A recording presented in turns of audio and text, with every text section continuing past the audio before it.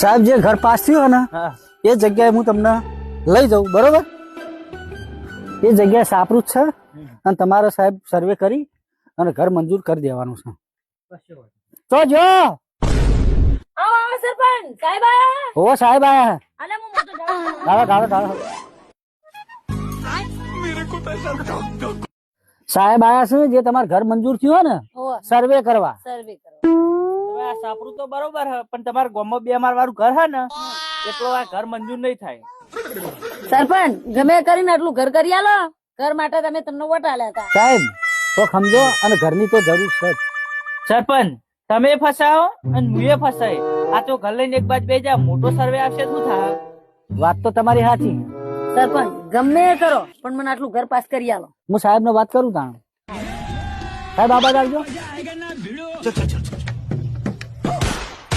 સાહેબ હવે શું કરશું? હું આપણે બધાને અંગાત કરીએ એવું.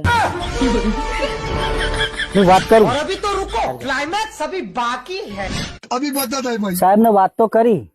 સાહેબ મોનીએ જ્યાં अभी बता दे. પણ સાહેબ ને રાજી કરવા પડશે. 10,000 રૂપિયા કોઈ નહીં. સાહેબ લે તને મારી જોડે પડે હે. તમે લઈ જાઓ પણ આટલું ઘર પાસ કરાવી. करो. ના કેવું પડે, હવે તો થઈ જા.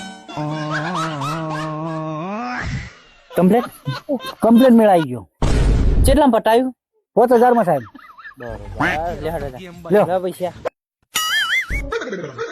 અને સાહેબ મારો ભાગ તો હાલતા તો.